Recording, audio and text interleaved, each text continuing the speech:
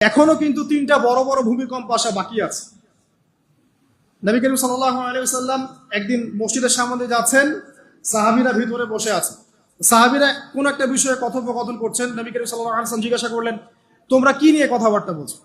সাহাবীরা বললেন যে আমরা কিয়ামতের আলামতগুলো নিয়ে কথা বলছিলাম। তখন নবীজি বললেন সাল্লাল্লাহু আলাইহি ওয়াসাল্লাম, 10টা আলামত আসার আগে কিয়ামত হবে না। কয়টা আলামত? 10টা। এই 10টা আসার আগ পর্যন্ত কিয়ামত হবে না, নিশ্চিন্ত থাকতে পারেন। কিন্তু এই 10টা কবে চলে আসবে এর কোনো গ্যারান্টি আছে? নাই। তার প্রথমটা হচ্ছে দাজ্জাল, মাসিহুদ দাজ্জাল মানুষের রূপে বের হবে। 2, ঈসা ইবনে মারইয়ামের আগমন।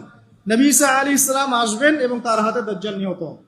কোথায় নিহত হবে সেটাও বলে দেওয়া আছে, প্যালেস্টাইনের বাবেলুদ নামক জায়গায়, যে জায়গাটা অলরেডি প্রস্তুত। 3 নাম্বার হচ্ছে দাব্বাতুল আরদ, জমিন থেকে একটা অদ্ভুত প্রাণী বের হবে যে মানুষের সাথে কথাবার্তা বলবে। এটা হাদিসে আছে, কিন্তু তা আমরা এখন নিঃসন্দেহে 90% মানুষ বিশ্বাস করবে না। এবং যারা একটু বেশি চেতনাধারী তারা বলবে যে মোল্লা মুন্সিদের কথা শোনো, প্রাণী বলে আবার কথা বলবে। কিন্তু হ্যাঁ, এই কথাটাই যদি নাসা বলে, যে হ্যাঁ একটা প্রাণী আছে পৃথিবীর গভীরে, সে অচিরেই বের হবে এবং কথা বলবে, দেখবেন সবাই বিশ্বাস করছে। দেখেন চিন্তাগত শিরক। দেখেন যখন আমরা ওইসব মিডিয়া থেকে কোনো কথা আসে, আমরা নিশ্চিন্তে নির্দ্বিধায় বিশ্বাস করি।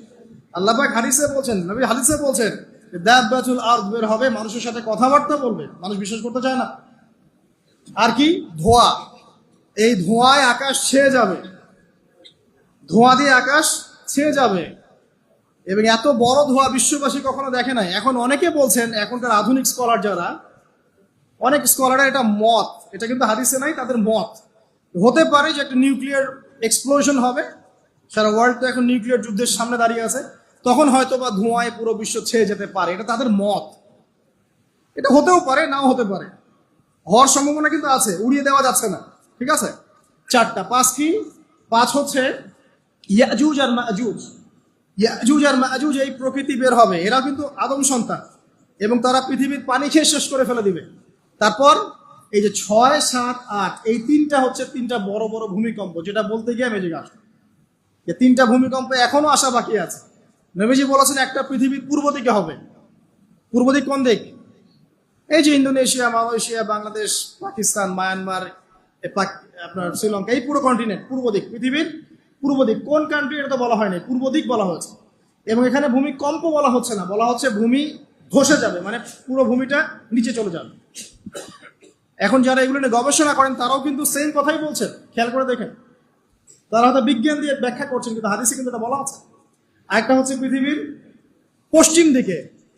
আর পশ্চিম দিকে কেন হবে জানেন? সমকামিতার কারণে, সুদের কারণে, জেনার কারণে, পর্নোগ্রাফির কারণে, এবং সারা বিশ্বকে তারা যে জুলুমটা করছে, এই জুলুমের প্রতিফল হিসেবে আল্লাহ পাক ঘোষিয়ে দিবে। এর কোনো অস্তিত্বই থাকবে না।